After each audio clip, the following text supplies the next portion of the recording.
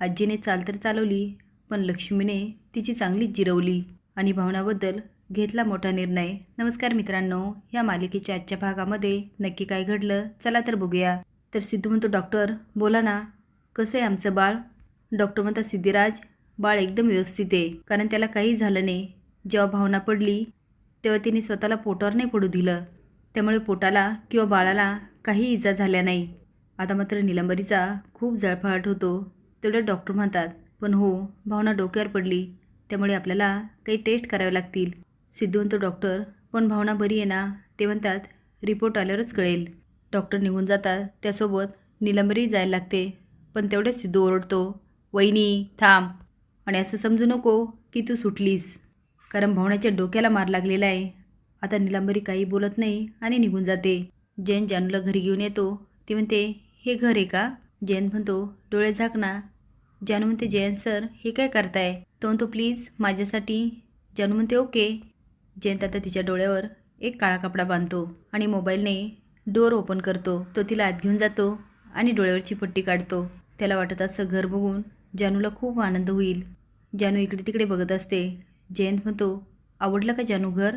जानू म्हणते, अजिबात नाही जयंत सर, मला तुमचं घर अजिबात आवडलं नाही.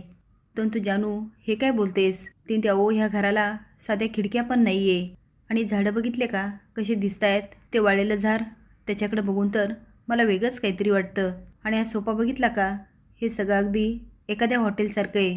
किचन तर काहीतरी वेगळंच. अहो जयंत सर, मी घरी आल्यासारखं नाही वाटत, असं वाटतं कुठल्या तरी हॉटेलमध्ये आले. घराला खिडक्या असल्या की कशी छान हवा येते.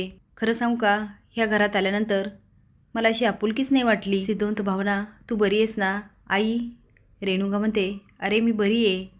आता सगळेच बोलत असतात.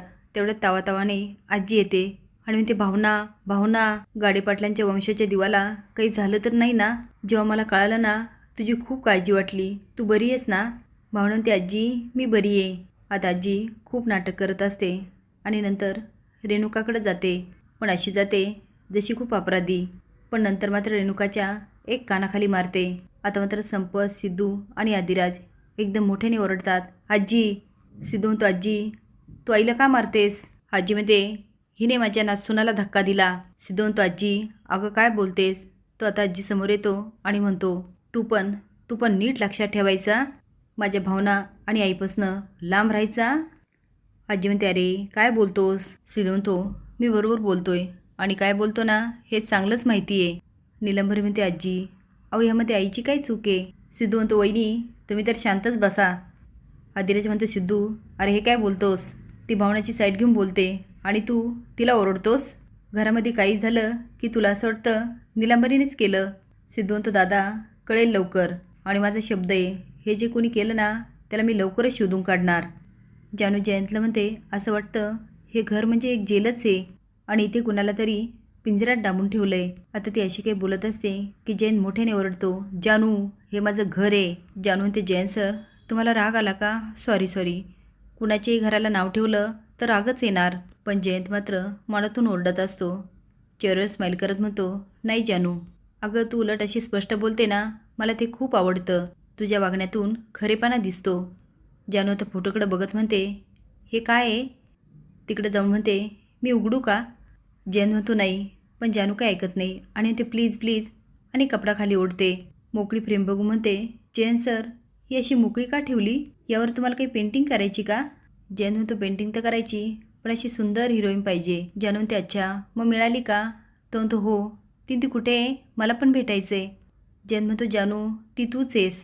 ती म्हणते, खरंच जयंत सर, मी खूप भाग्यवान आहे की मला तुमच्यासारखा नवरा मिळतोय. आता मात्र जानू इकडे तिकडे बघत असते आणि तिला एक आठवतं. तिला कपाटात बंद केलेलं, तिला झुराचं दूध पाजलेलं. तर तो, जानू मी तुझ्यासाठी कॉफी आणतो हा. तो कॉफी आणायला जातो आणि जानूला अजूनच आठवत असतं. जयंत येतो तेव्हा जानू डोक्याला हात लावते आणि म्हणते, द्या मला कॉफी द्या, मला खूप बरं वाटेल. आणि म्हणते, ह्या जिन्यावरून वर गेल्यानंतर तुमची रूम आहे ना, आणि या बाजूला गेस्ट रूम, आणि याच्या पलीकडे, असं एक सांगत असते. जयंत मनात म्हणतो, हिला आठवायला लागले की काय? इकडे लक्ष्मीने दिव्यावर हात ठेवलेला असतो. आजी आता तिला अडवायला जाते आणि खाली पडते. पण लक्ष्मी मात्र एवढी गुंग असते, तिचं लक्षच जात नाही. तेवढ्यात विना येते आणि मोठ्याने ओरडते. आजी तिला उठवते आणि खुर्चीत बसवते. जवळ येऊन म्हणते, आई अहो हे काय करताय? तेवढ्यात फोन असतो आणि ती उचलते. सिद्धू म्हणतो, काकू भावना आणि भावनाचं बाळ दोन्ही पण सुखरूप आहे.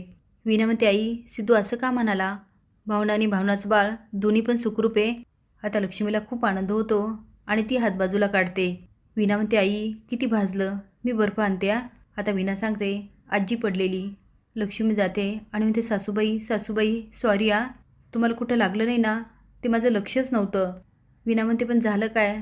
आता लक्ष्मी तिला सगळं सांगते. तेवढ्याच दारामध्ये श्रीनिवास उभा असतो.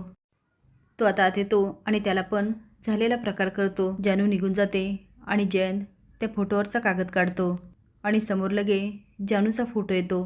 जयंत म्हणतो, जानू तू फक्त माझी आहे. आपल्या दोघांमध्ये कुणी आलं ना मी चिरडून टाकील. विश्वाला जाग येते आणि तो दार उघडायला जातो, पण दार काय उघडत नाही. आता तो मोठ्याने ओरडतो, कोण आहे? कुणी कोंडलं मला? त्याचा मित्र येतो. विश्वा मोठ्याने ओरडतो, तू कोंडलंस का? कोंडलंस? तो विश्वा तुझ्यावर ड्रिंक्स घेत होता तेव्हा कुणीतरी तुझे फोटो काढत होते. मला काहीतरी वेगळं वाटलं, मी तुला गाडीत टाकलं आणि घरी घेऊन आलो. विश्वा म्हणतो, थँक्यू भावा. लक्ष्मी, श्रीनिवास आणि विना हॉस्पिटलमध्ये पोहोचतात. लक्ष्मी म्हणते, सिद्धू भावना कशी आहे? श्रीनिवास म्हणतो, आम्ही तिला भेटू शकतो का? सिद्धू म्हणतो, हो काका काकू भेटू शकता. पण तेवढ्यात आजी म्हणते, थांबा, आता भेटायची काय गरज आहे? तुम्ही भावनाला घरी घेऊन जाऊ शकता. नाही काय आहे ना, आमच्या सिद्धूला असं वाटतं की आमच्या नासूनाला आमच्यापासून धोका आहे. तिच्या बाळाचा आम्हाला जीव घ्यायचा.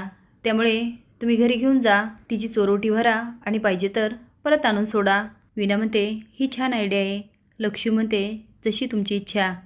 पण सिद्धू म्हणतो, भावनेची काळजी घ्यायला मी पण तिच्या घरी जाणार. निलंबरी आजीकडे बघते. आता आतमध्ये जातात. लक्ष्मी म्हणते, भावना कशी आहेस? भावना म्हणते, आई मी व्यवस्थित आहे. आता लक्ष्मी रेणुकाची चौकशी करते. रेणुका म्हणते, सॉरी आ, मी नाही ढकललं भावनाला. लक्ष्मी म्हणते, तुमचा भावनावर किती जीव आहे हे मला चांगलंच माहिती आहे आणि तुमच्यावर माझा पूर्ण विश्वास आहे. ते आता डोळे पुसायला जाते आणि भावनाचं लक्ष जातं. ती म्हणते, आई हाताला काय झालं? लक्ष्मी म्हणते, अगं सिद्धूची आजी म्हणत होत्या तुला चोरोटी भरण्यासाठी घरी घेऊन जा. भावना म्हणते, आजी असं का म्हणाल्या? पण तेवढ्यात रेणुका म्हणते, भावना तू जा, तू तिकडे सुरक्षित असशील. तेवढे सिद्धू म्हणतो, एक मिनिट काकू, हात दाखव. आणि हे काय झालं? आता विना सांगते की भावनाची स्थिती कळेपर्यंत आईने दिव्यावर हात पकडला होता. आता किती काळजी घेतात म्हणून रेणुकाला खूप कौतुक वाटतं. आता भावना घरी जाते आणि जानू तिची खूप काळजी घेत असते. प्रत्येकजण तिला विचारतं, काय खायचं? भावना म्हणते, मला काहीच नको, तुम्ही इथे बसा आणि गप्पा मारा. जानू म्हणते, मला पक्की खात्री आहे भावना ते पडली ना ह्यामागे नक्कीच त्या आजीचा हात असणार. त्यांना मला खूप कारस्थानी वाटतात. सिद्धू आजीला बोललेला असतो, भावना तिच्या माहेरी जाणार तर मी पण जाणार. त्यामुळे निलांबरी म्हणते, आजी आता काय करायचं? तो सिद्धू पण भावनाकडे जाणार. आजी म्हणते, काही होऊ दे, आपण आपलं काम करायचं म्हणजे करायचं. आता सिद्धू भावनाकडे जाणार. तेवढ्याच संपतराव अटॅक येण्याचं नाटक करतो आणि म्हणतो, माझ्या छातीत खूप दुखतं. सिद्धू म्हणतो, वहिनी फोन कर पटकन. आता संपतराव खूप नाटक करत असतो. पण आजी म्हणते, सिद्धू जा जा, तुला भावनाकडे जायचं ना, तू जा. सिद्धू म्हणतो, आजी अगं हे काय बोलतेस? डॉक्टर येतात आणि चेक करतात आणि म्हणतात 3 आठवडे तुम्ही चांगली काळजी घ्या. परत आजी म्हणते, सिद्धू तुला जायचं ना तर जा. संपत म्हणतो, सिद्धू मला नाही वाटत मी जास्त दिवस जगेल. रेणुका म्हणते, अहो असं काय बोलताय? तो माझा मुलगा माझ्याजवळ असावा अशी तर मी अपेक्षा केली तर काय चुकीचं आहे? सिद्धू म्हणतो, हो बाबा मी कुठेही जाणार नाही आणि तशी पण भावनेची काळजी घ्यायला तिचे आईबाबा आहेत. आता मात्र आजी निलंबरीकडे बघते आणि स्माईल करते. असेच नवीन अपडेट जाण्यासाठी लाईक आणि सबस्क्राईब करा. धन्यवाद.